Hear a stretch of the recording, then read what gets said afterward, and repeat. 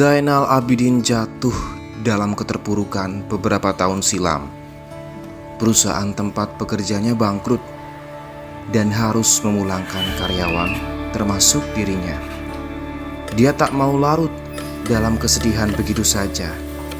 Ia pun bangkit dan membuka usahanya sendiri, yakni Sandal Bandol.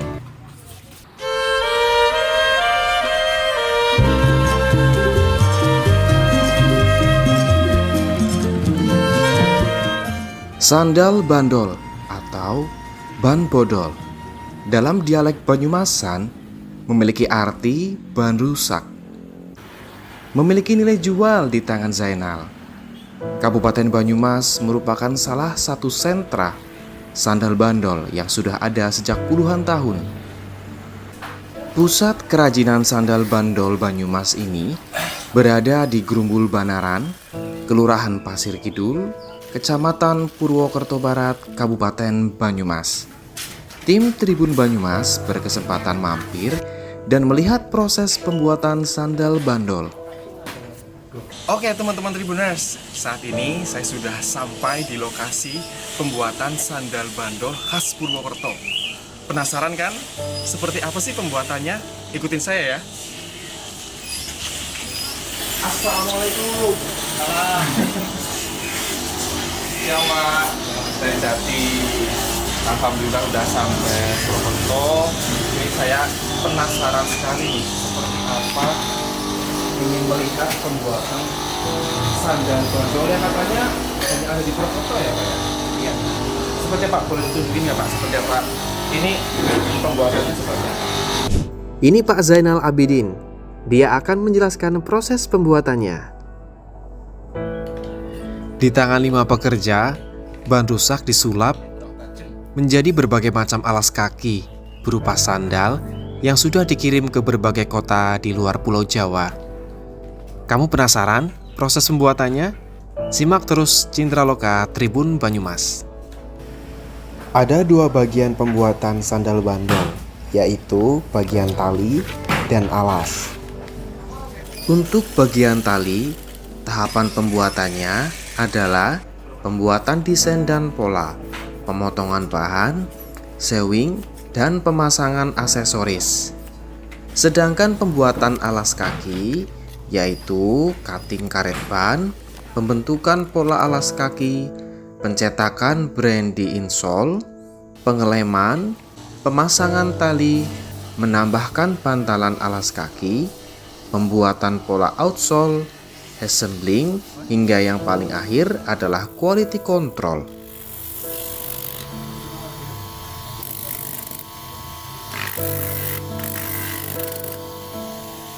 Pembuatan tali. Tahap pertama, membuat desain dan pola. Bahan dasar tali sandal adalah busa untuk memberikan kenyamanan di punggung kaki. Lembaran busa digunting sesuai pola, kemudian dijahit disatukan dengan aksesoris. Aksesoris atau hiasan tambahan biasanya menggunakan bahan kain. Setelah selesai, tali siap dipasang. Tahapan pertama membuat alas kaki, yakni cutting karet ban. Pak Zainal membeli ban bekas dengan harga per kilogram. 1 kilogram saat ini harganya 6.000. Harga tersebut sudah naik, yang sebelumnya hanya Rp4.000 per kilogram. Harga bahan baku yang terus naik juga menjadi tantangan untuk Pak Zainal. Dari proses pemotongan ini terdapat bahan karet sisa. Eits, sisa atau limbahnya tidak dibuang ya. Pak Zainal memiliki ide membuat limbah tersebut agar memiliki nilai ekonomi, yakni dijadikan tali pengikat yang biasanya dipakai untuk membawa barang di jok belakang sepeda motor. Ini sisa limbah dari karet bisa dimanfaatkan buat bikin tali atau buat ikat. Proses kedua adalah pembentukan pola alas kaki. Pak Zainal memotong ban sesuai pola yang sudah ada secara manual, yaitu menggunakan gunting.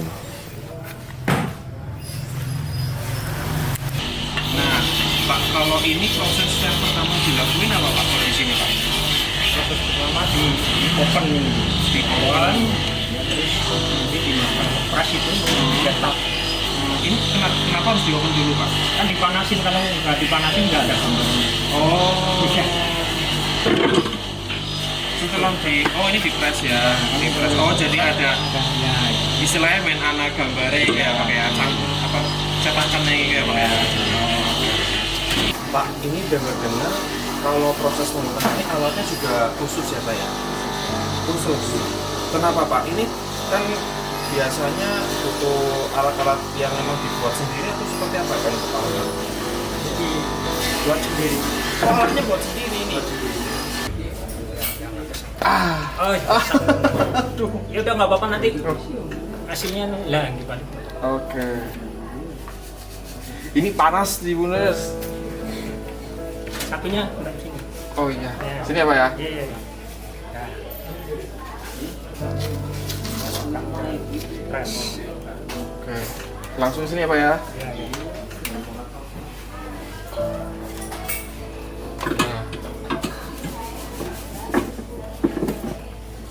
Sampai kencang. Ya, cukup. Tunggu 2 menit. Nah, ini dia teman-teman Tribuners hasilnya setelah dicetak. Tadi kita udah melakukan proses namanya di oven. Setelah di oven itu kurang lebih setengah menit. Kemudian kita lakukan proses cetak di sini atau di press itu kurang lebih 2 menit dan hasilnya adalah seperti ini. Nah, kebetulan nama yang dipakai sama brandnya Bapak ini adalah namanya Calvin, teman-teman. Keren kan? Tapi belum selesai nih prosesnya, pasti kan masih ada beberapa proses lainnya kan. Nanti kita akan lihat seperti apa proses setelah pencetakan ini.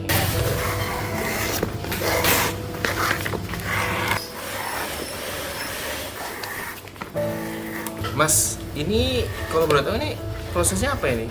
Ini nyerut cetak. Nyerut cetak. Iya.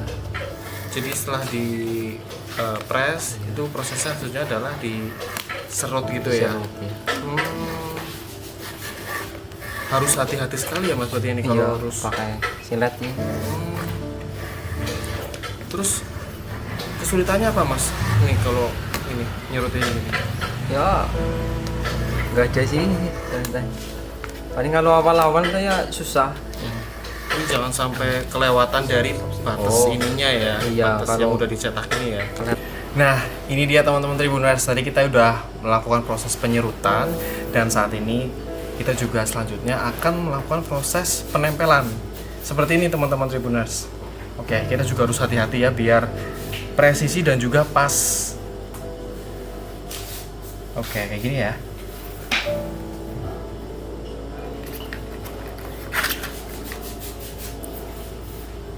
Oke.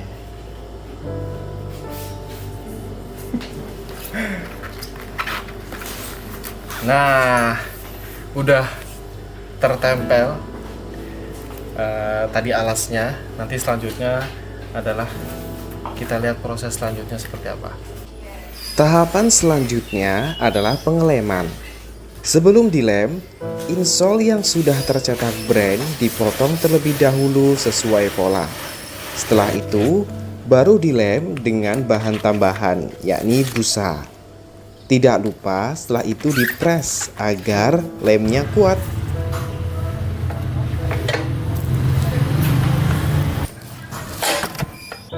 Oke, setelah selesai pada bagian insol, selanjutnya adalah pemasangan tali. Insol dibuat lubang terlebih dahulu, kemudian tali dipasang ke sol flip-flop. Ini dapat dilakukan dengan merekatkan menggunakan lem agar lebih kencang dan awet saat dipakai. Kenyamanan penggunaan sandal juga ditentukan dalam tahapan ini. Pada proses ini juga dilakukan pengukuran sandal menggunakan manekin berbentuk kaki. Ada yang nomor 39, 40, 41. Untuk ukuran sandal wanita ada juga yang terkecil loh, yakni nomor 36. Ini sedang proses apa, Mas? Ini pengukuran Mas, namanya list. Mas, kendalanya bikin sendal bandel itu apa, Mas? Kendalanya paling apa? Prosesnya juga ini kalau baru belajar pasti lama. Kalau udah ini sih biasa aja gitu. Paling Prosesnya panjang ya? panjang iya. Ciri khas dari Bandaran Banyumas. Iya.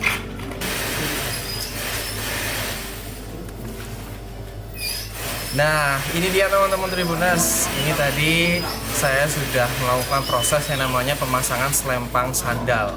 Seperti ini hasilnya. Tuh. Tapi ini belum selesai ya pastinya ya, karena nanti akan digabungkan juga dengan alas yang sudah kita buat tadi. Nah, teman-teman Tribuners, setelah melakukan pencocokan nomor alas kaki, pekerja lain biasanya menyiapkan komponen pelengkap, yakni bantalan alas kaki atau hak. Bahan bantalan ini menggunakan busa. Bantalan ini ditambahkan ke sol flip-flop untuk memberikan kenyamanan dan penyangga tambahan pada kaki.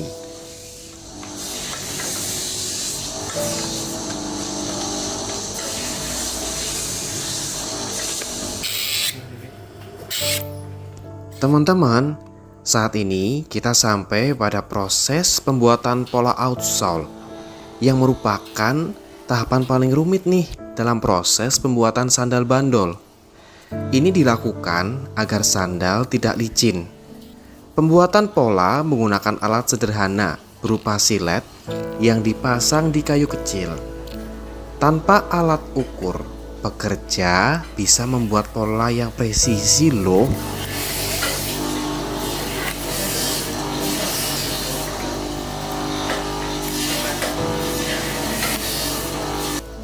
Ini saatnya proses assembling. Dalam proses ini dilakukan pengeleman untuk menyatukan outsole dan insole.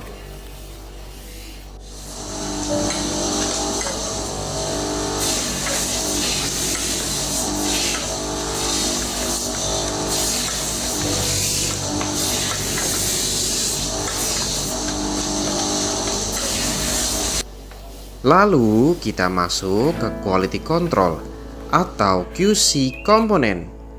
Sebelum dipasarkan, sandal bandol dicek dengan teliti oleh Pak Zainal agar sandal bisa nyaman saat dipakai.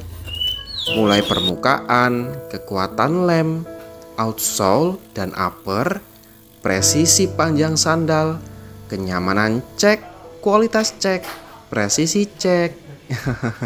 Pak sudah memulai usaha bisnis bandol sejak kapan, Pak? Sejak tahun 1997. Awal memulai usaha bisnis bandol inspirasinya dari mana, Pak? Itu pertama, ini kan saya kerja di pabrik sendal sampai 4 tahun, terus belum tikar, jadi saya bikin sendiri. Ini sandal bandol dijual kemana saja, Pak? Ya sampai ke luar Jawa, Sulawesi, NTB gitu. Bentuknya macam-macam ya, Pak ya? Ya bentuknya macam. Sekarang yang sedang diminati apa, Pak? Yang sedang diminati yang itu, yang model itu sandal apa dari Renda. Kalau harganya dari rentang berapa ke berapa? Harganya per kodi ada yang 300, ada yang 250. Per kode itu isinya 20 ya? 20. Kalau nanti ada konsumen atau warga yang ingin membeli satu pasangnya dari harga berapa ke harga berapa, Pak? Kalau ada yang besar itu harga jualnya, saya jualnya 20.000. Sekarang banyak penjual sandal bandol, Pak, di Bandaran ini. Sekarang iya banyak. Kalau kendalanya apa, Pak? Kendalanya bahan baku. Sandal bandol ini kelebihannya apa, Pak, dibandingkan sandal biasanya? Kelebihannya awet gitu dipakai. Awet, harganya terjangkau. Harganya terjangkau. Kalau bantuan pemerintah untuk UMKM sandal bandol saat ini seperti apa, Pak? Kalau bantuan UMKM kayaknya belum ada Pak ya. Belum. Tapi diharapkan ada bantuan dari pemerintah, Pak. Ya diharapkan mudah-mudahan. Inginnya bentuknya seperti apa, Pak, bantuan dari pemerintah? Ya ininya sih bentuknya uang buat modal gitu. Buat modal. Sebagai pengusaha UMKM, Pak Zainal memiliki tantangan dan kendala yang dihadapi selama ini, yakni pemasaran dan pembiayaan atau modal. Kendala tersebut yang membuat perajin sandal bandol kian menyusut, yang awalnya ada puluhan, kini bisa dihitung dengan jari. Dari segi pemasaran sandal bandol, Dekranasda Kabupaten Banyumas memiliki wahana untuk memamerkan sekaligus menjualnya di Gedung Pratista Harsa yang berada di Jalan Jenderal Sudirman, Purwokerto, Kabupaten Banyumas. Tepatnya di sebelah barat Lapas Narkoba Purwokerto. Di tempat ini, beragam produk kerajinan khas Banyumas ditampilkan. Perajin menitipkan produk di tempat strategis, yakni di dekat alun-alun Purwokerto. Sandal bandol memiliki space khusus di pojok ruangan. Di etalase, beragam model sandal bandol ditampilkan. Ada yang bentuk slop, ada yang jepit, dan sebagainya. Harganya pun bermacam-macam, mulai 35.000 hingga 80.000. Yang paling dicari dan dijual yakni sandal bandol capit, seharga 71.000. Pak Gatot, perkembangan sandal bandol di Banyumas saat ini seperti apa? Kalau dari segmentasi pasar ya Mas, Ya. kalau dari segmentasi pasarnya memang ya terbatas. Tapi pelaku usaha itu sebenarnya ya karena memang dia sudah lama usaha, dia kepengen eksis gitu kan. Kita sudah melakukan upaya untuk melatih ya Mas Amin. Ya. Salah satunya kita ke mana Mas Amin? Di Balai Besar yang Sidoarjo ya. Sidoarjo. Ya. Tapi kalau yang di sana sebenarnya kan yang kita harapkan mereka bisa berinovasi lebih kepada pemanfaatan materialnya. Nah, tapi ternyata memang karena keterbatasan modal atau apa sehingga mereka itu hanya punya yaitu tadi persediaan bahan dari karet ya. Sehingga desainnya ya sangat terbatas. Sehingga dampaknya ke ceruk pasarnya juga marketnya kecil. Kalau saat ini berarti kondisinya memang bisa dikatakan sedikit untuk pelaku UMKM sandal bandol itu. Ya, kalau kita lihat yang ada hari ini kan yang sentranya ya sentra lah ya, walaupun kita belum punya kawasan sentra, tapi yang mengelompok itu kan ada di bandara.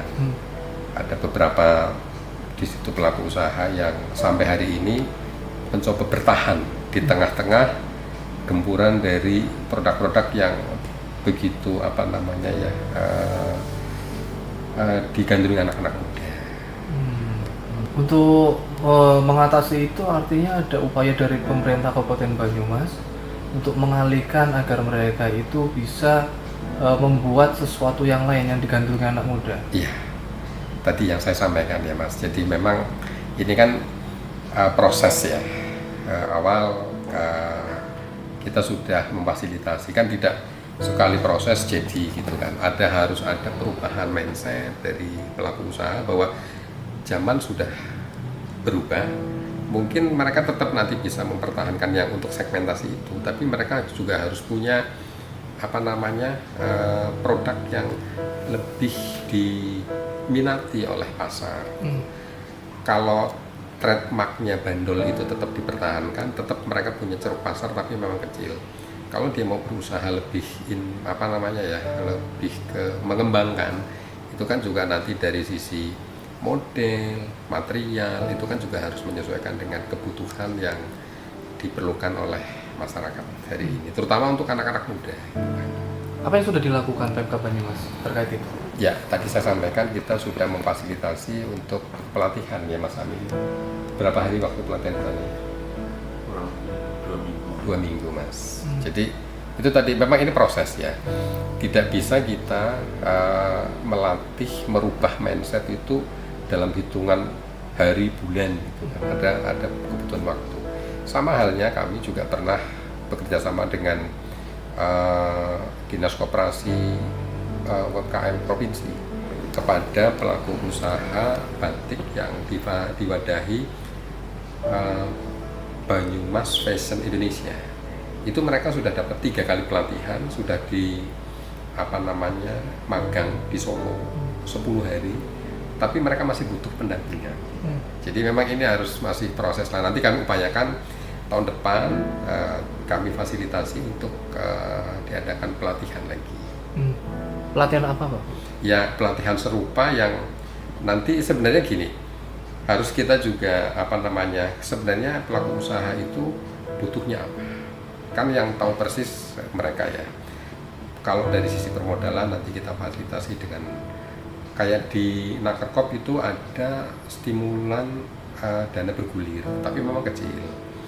Kalau kemudian dari sisi desain, kemudian model, dan nanti kita bantu pelatihan yang tadi saya sampaikan yang ada di Sidoarjo.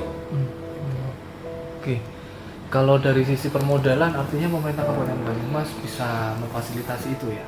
Jadi memang ada 2 sebenarnya Mas, dari sisi permodalan sama akses pasar yang mereka kepengen kita membantu gitu kan. Kalau dari sisi permodalan, di Nakerkop itu ada dana bergulir, tapi memang saya tidak tahu nilainya berapa, tapi mereka tersedia untuk stimulan seperti itu. Itu gotong royong, jadi nanti gantian, misalnya satu kelompok itu berapa orang gitu dibantu berapa juta gitu. Nah nanti mereka mengembalikan dengan angsuran yang ringan. Tapi kalau misalnya dibutuhkan betul, dan kita lihat nanti Mas, maksud saya apakah potensi pasarnya bisa dikembangkan dan bankable itu ya, nanti kita bantu lewat perbankan yang lainnya. Coba kita kaji lagi, kita gali lagi apakah bisa nanti melalui perbankan. Kalau dari sisi kualitas, dari sisi desain, itu apa kira-kira yang bisa dibantu dari pemerintah Kabupaten Banyumas? Ya. Kalau dari sisi kualitas, kalau sekarang kan bahannya masih material yang karet gitu ya. Mungkin untuk digunakan juga karena karet juga berat gitu ya, tidak fleksibel lah kan. Dari sisi desain juga kan karena juga bandol ya, terbatas desainnya. Lagi-lagi itu tadi yang akan kita bantu nanti, ini saya sampaikan nanti kami usahakan ya Mas, bahwa tahun depan itu ini juga menjadi kesempatan bagi kami untuk bisa mengusulkan, ini kan masa pembahasan 2025 kebetulan nanti kami fasilitasi kami ada pelatihan, nah nanti kami khususkan untuk yang itu, jadi segmentasi untuk bandol, dan nanti dari sisi ya desain, kemudian bahan yang lebih menarik lah untuk menjadi daya jual yang baik gitu. Dan memiliki segmen pasar yang lebih luas lagi, terutama itu sebenarnya. Kalau pameran-pameran itu Pak? Ya, kalau pameran gini Mas, jadi kita punya agenda, kalau pameran nasional itu ada 2, di Inacraft dan di TI.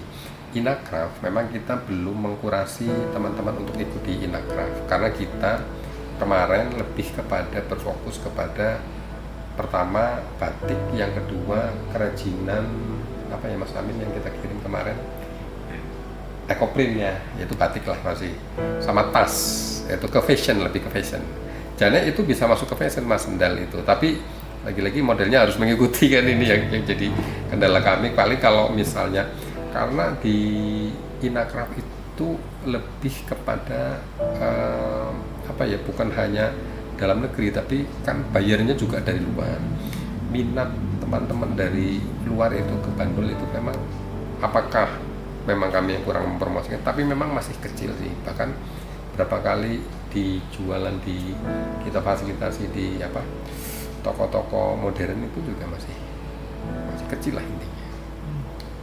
Bisa dikatakan nanti perajin UMKM sandal bandol akan berkurang atau akan punah? Ya, quote and quote ya. Betul, itu sama dengan penderes. Kalau kemudian nanti tidak ada yang meneruskan, sementara kelapa ganja yang tersedia juga minim, Ya.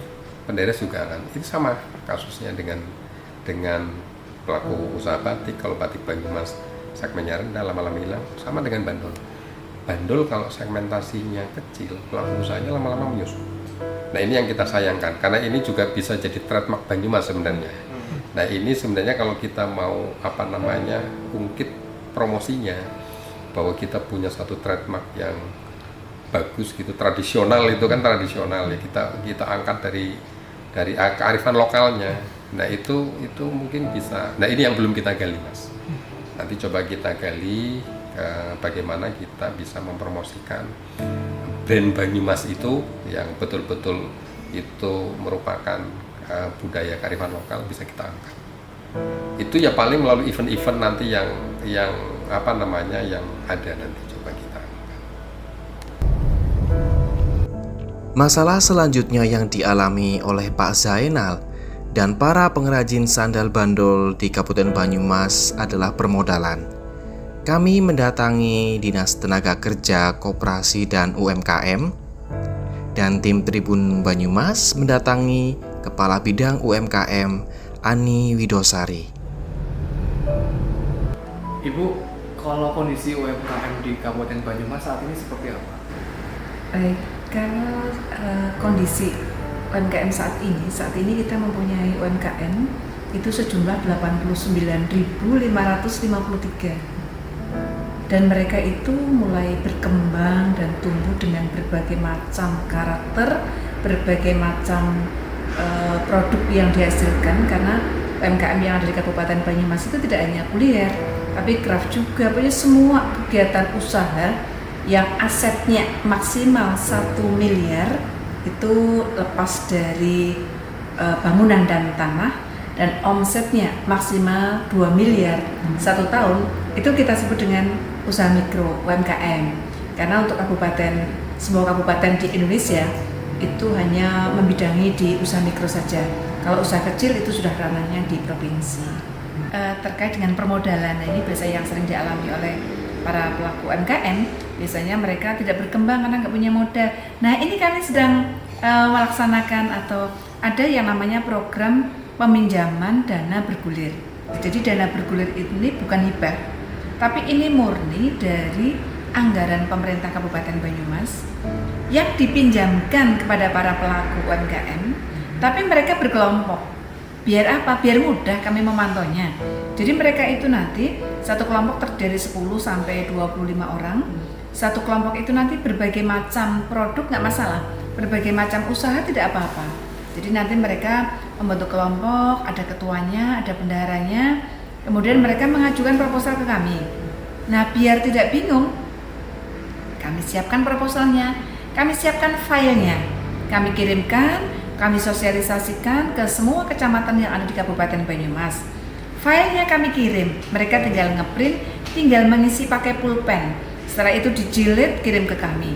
Nah setelah itu baru kami mengadakan verifikasi terjadwal. Kami punya Pokja. Pokja itu terdiri tidak hanya dari Dinakerkop, tapi dari bidang hukum, dari Bapeda Litbang, dari perekonomian, semua kami libatkan. Kemudian verifikasi ke lapangan, kira-kira layak untuk mendapatkan bantuan, maka akan kami berikan bantuan yang namanya dana bergulir. Dan keuntungan dari dana bergulir ini, bunganya kecil sekali dibandingkan perbankan, hanya 2% 1 tahun, kecil sekali. Jadi kalau pinjam 3 juta itu hanya 60.000 1 tahun, bayangkan. Ini kan sangat-sangat membantu para pelaku UMKM. Nah, tahun pertama mereka lancar, bisa lanjut ke tahun kedua, ketiga, begitu seterusnya, dan besarannya pun sesuai dengan kebutuhan masing-masing. Ada yang butuh 10 juta, kami berikan 10 juta. Ada yang 5 juta, kami berikan 5 juta. Jadi satu kelompok itu kan berbagai macam. Jadi tidak dapat kemudian dibagi rata, tidak, tapi sesuai dengan kebutuhan dan kemampuan mereka mengangsur. Jangka waktunya 1 tahun sampai 2 tahun.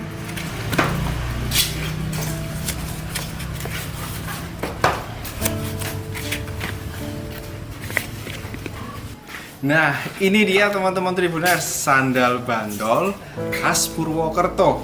Sangat menarik bukan? Kita udah mengikuti proses pembuatannya. Sandal bandol ini selain menarik, harganya terjangkau dan juga cocok untuk oleh-oleh atau cenderamata teman-teman semua ketika berkunjung ke Purwokerto. Lihat, desainnya simple, bisa dipakai untuk hari-hari dan harganya juga terjangkau. Sangat menarik kan? Nah, ini dia sandal bandol khas Purwokerto. Saya Permata Putra Sejati, Hermawan Handaka dan Mamduh Adi melaporkan dari Purwokerto. Download Tribun X sekarang, menghadirkan lokal menjadi Indonesia.